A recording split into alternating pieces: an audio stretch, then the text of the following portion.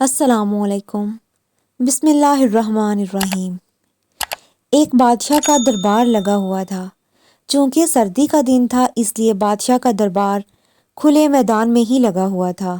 سب خاص و عام صبح کی دھوپ میں بیٹھے تھے۔ بادشاہ کے تخت کے سامنے ایک میز تھی اور اس پر کچھ قیمتی اشیاء رکھی تھیں۔ وزیر، مشیر، امرا وغیرہ سب دربار میں بیٹھے تھے۔ بادشاہ کے خاندان کے دیگر افراد بھی موجود تھے۔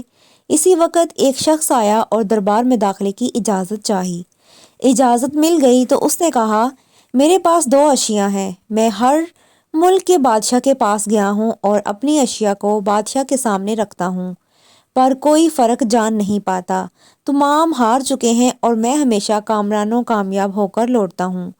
اب آپ کے ملک میں آیا ہوں۔ بادشاہ نے کہا، کیا اشیاء ہیں؟ تو اس نے دونوں اشیاء بادشاہ کے سامنے میز پر رکھ دیں۔ وہ دونوں اشیاء دکھنے میں بالکل ایک جیسی جسامت، یکساں رنگ، یکساں چمک، گویا کہ یہ دونوں اشیاء ایک دوسرے کی نقل محسوس ہوتی تھیں۔ بادشاہ نے کہا، یہ دونوں اشیاء تو بالکل ایک جیسی ہیں۔ تو اس شخص نے کہا، جی ہاں، دکھائی تو ایک سی ہی دیتی ہیں لیکن ہے مختلف۔ ان میں سے ایک ہے بہت قیمتی ہیرا اور ایک ہے شیشہ۔ بظاہر یہ دونوں ایک سے ہیں، کوئی آج تک یہ نہیں پہچان سکا کہ کون سا ہیرا ہے اور کون سا شیشہ۔ کوئی جانچ کر بتائے کہ ان میں سے ہیرا کون سا ہے اور کون سا شیشہ۔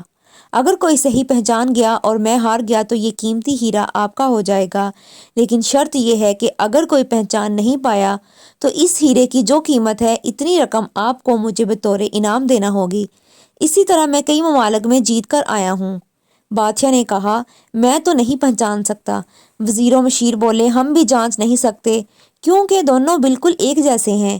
سب کو گمان تھا کہ اب تو شکست ہی مقدر ہے، لیکن شکست پر انعام کا مسئلہ بھی نہیں تھا، کیونکہ بادشاہ کے پاس بہت دولت تھی۔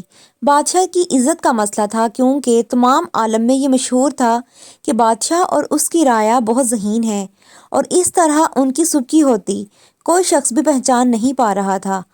آخر کار تھوڑی سی ہلچل ہوئی۔ ایک نابینا شخص ہاتھ میں لاٹھی لے کر اٹھا۔ اس نے کہا، مجھے بادشاہ کے پاس لے چلو۔ میں نے تمام باتیں سنی ہیں اور یہ بھی سنا ہے کہ کوئی پہچان نہیں پا رہا۔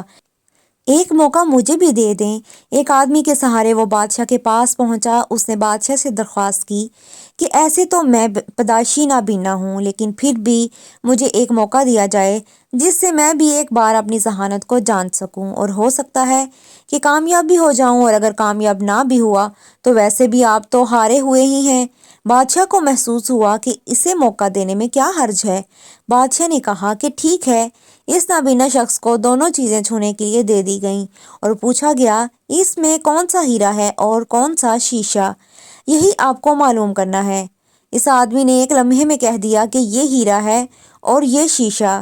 جو آدمی اتنی جگہوں سے جیت کر آیا تھا وہ بہت حیران ہو گیا اور کہا، ٹھیک ہے، آپ نے صحیح پہچانا، آپ کو مبارک ہو۔ اپنے وعدے کے مطابق اب یہ ہیرا بادشاہ کا ہوا۔ تمام لوگ بہت حیران ہوئے کہ ایک نابینا شخص نے کیسے جان لیا کہ اصل ہیرا کون سا ہے، اور سب نے یہی سوال اس نابینا شخص سے کیا۔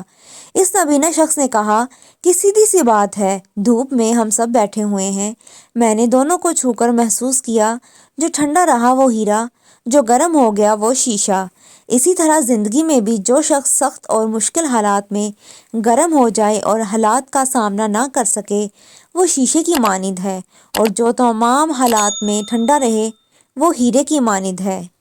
اگر یہ ویڈیو آپ کو پسند آئی ہو تو اس چینل کو سبسکرائب کریں، اس ویڈیو کو لائک کریں، شیئر کریں اینڈ کامنٹ کریں۔